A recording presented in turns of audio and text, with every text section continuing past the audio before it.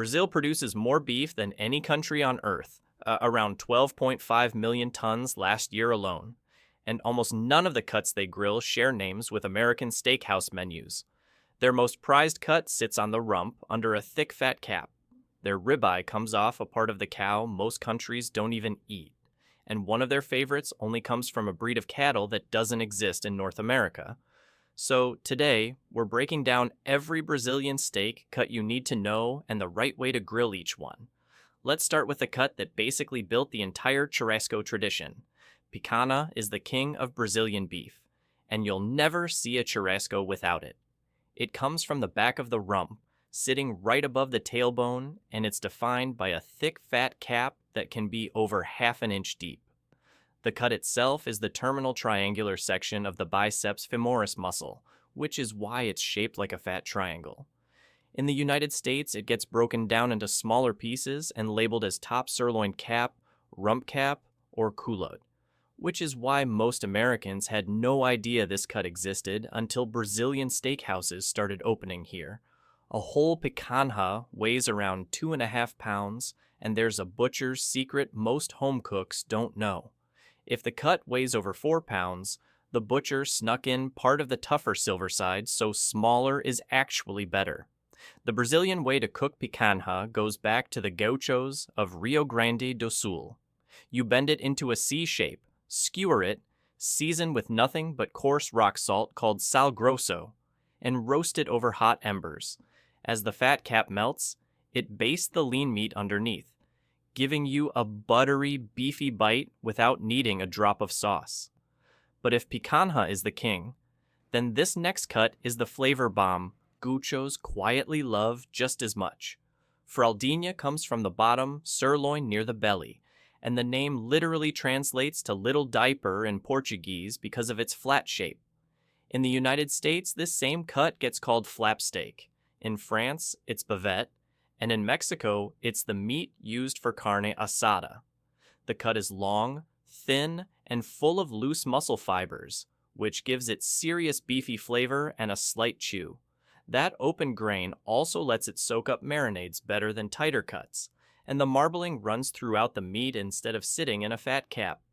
Gauchos season it with salt, sear it hard over high heat to build a crust, then rest it and slice it across the grain into thin strips. Cook it past medium, and it turns tough fast, so the sweet spot is medium rare. It's best topped with a sharp vinegary salsa called molho campero to cut through all that fat. However, Fraldinha isn't the only cut Brazilians call the filet of the grill, because this next one carries that exact same nickname. Maminha is one of the most noble cuts in Brazilian cooking, and it earned that title for a reason.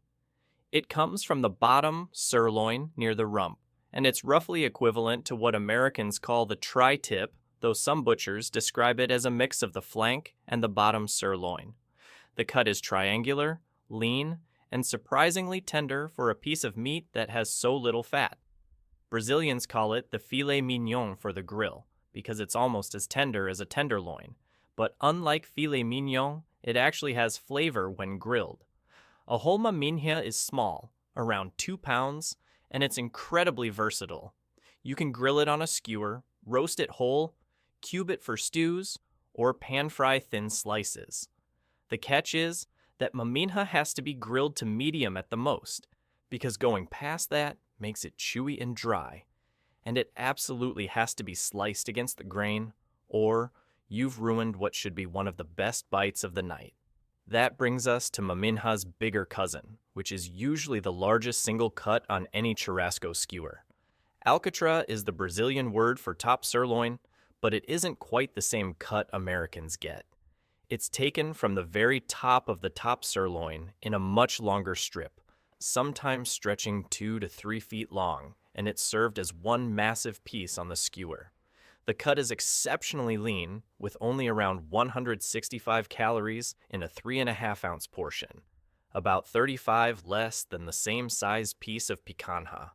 There's barely any marbling running through the meat, so the flavor is more earthy and mineral than fatty and rich. Gauchos season it with rock salt, grill it with whatever fat layer is attached, and let most of that fat melt away into a crispy crust. If you slice with the grain instead of against it, the long muscle fibers turn the meat into rubber. Done right, Alcatra delivers a clean, hearty beef flavor that lets you taste the cow itself instead of the fat. However, the next cut comes from a part of the cow that doesn't even exist in most countries on the planet. Cupim is a cut you can only get from zebu cattle, the humped Brahman breed. That makes up around 80% of all beef cattle raised in Brazil. The hump itself sits on top of the spine, right behind the head, and that's where cupim comes from. Zebu cattle were originally brought to Brazil from India because their thick skin and built-in heat tolerance let them survive summers that would crush European breeds. The hump is mostly fat and connective tissue marbled into the muscle, which is why cupim is rich, buttery, and stringy when it's cooked right. You can't rush this cut. It has to be cooked low and slow over indirect heat for 4 to 6 hours, often wrapped in foil until the fat fully renders and the connective tissue collapses. The texture lands somewhere between brisket and pulled pork. The strange part nobody really talks about is that almost no juice or blood runs out of cupim because the hump tissue holds its moisture differently than regular muscle, and you simply won't find this cut in American grocery stores because American cows don't grow it.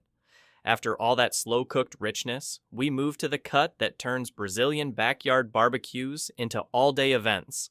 Costela is the Brazilian word for beef ribs, and it's a churrasco staple, but it isn't the same as American ribs. Brazilian costela usually includes both the back ribs from the front section, called costela do dianteiro, and the plate ribs from the lower section, called ponta de agulha. Some of these ribs run up to 18 inches long, so a full rack contains 6 or 7 massive bones with a serious amount of meat. The most traditional cooking method is fogo de chão, which translates to ground fire, and it's the same technique gauchos used on the Pampas in the 1800s. The ribs get speared on giant skewers stabbed straight into the dirt around glowing coals, and they roast for hours until the meat falls off the bone. Unlike American ribs, Brazilian costela almost never gets sauced. It's seasoned with rock salt and that's it, and the smoke and the fat do the rest. But from one of the slowest cuts, we jump straight to one of the most prized fast grilling steaks on any churrasco menu. Contrafilé confuses a lot of people because the word is actually both a cut and a technique. The name literally translates to against the grain in Portuguese, and the cut itself comes from the boneless strip loin and parts of the ribeye. It's basically Brazil's answer to the New York strip, sitting right behind the ribs along the back.